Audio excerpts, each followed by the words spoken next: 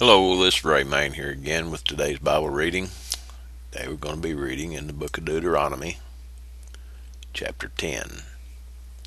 At that time the Lord said unto me, Hew thee 2 tables of stone like unto the first, and come up unto me into the mount, and make thee an ark of wood. And I will write on the tables the words that were in the first tables which thou breakest, and thou shalt put them in the ark. And I made an ark of shittim wood, and hewed 2 tables of stone like unto the first, and went up into the mount, having the 2 tables in mine hand.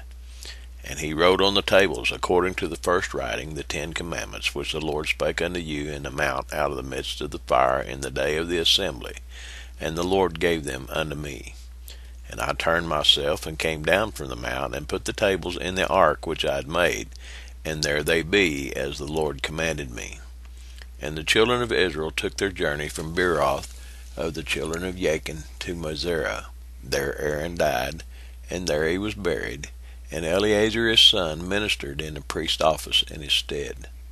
From thence they journeyed unto Gudgodah, from Gudgodah to Jobeth, a land of rivers of waters. At that time the Lord separated the tribe of Levi to bear the ark of the covenant of the Lord, to stand before the Lord to minister unto him, and to bless in his name unto this day. Wherefore Levi hath no part nor inheritance with his brethren. The Lord is his inheritance, according as the Lord thy God promised him. And I stayed in the mount, according to the first time, 40 days and 40 nights. And the Lord hearkened unto me at that time also, and the Lord would not destroy thee. And the Lord said unto me, Arise, take thy journey before the people, that they may go in and possess the land which I swear unto their fathers to give unto them. And now, Israel, what doth the Lord thy God require of thee, but to fear the Lord thy God, to walk in all his ways, and to love him, and to serve the Lord thy God with all thy heart, and with all thy soul, to keep the commandments of the Lord, and his statutes which I command thee this day, for thy good. Isn't that amazing? Just stop right there a minute. All we have to do is fear the Lord. That don't mean to be afraid of him, although it means to be afraid of missing him, to be afraid of working against him, and to love him, and to serve him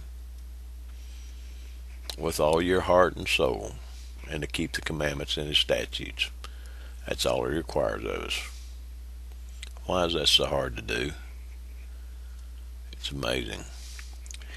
Behold, the heaven and the earth, and the heaven of heavens is the Lord's thy God, the earth also with all that therein is. Only the Lord had a delight in thy fathers to love them, and he chose their seed after them, even you above all people, as it is this day. Circumcise therefore the foreskin of your heart, and be no more stiff-necked. Some of you may not know what that means right there.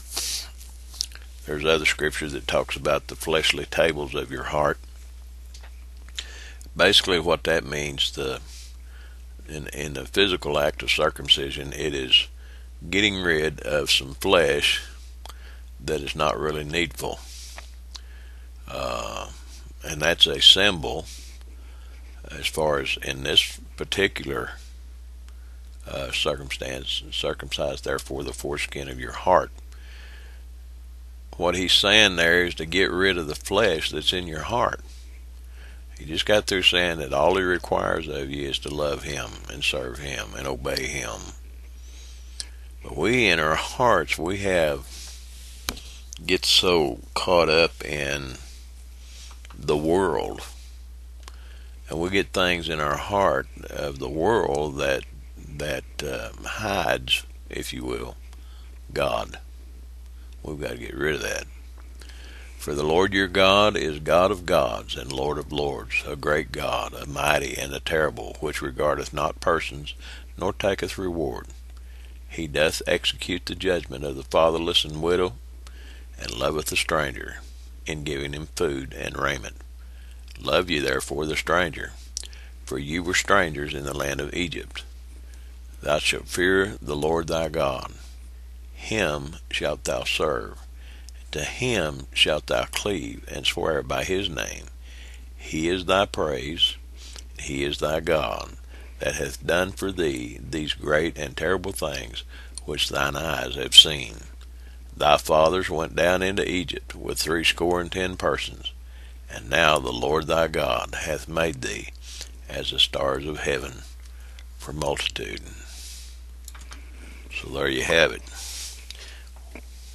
All he requires of us is his praise.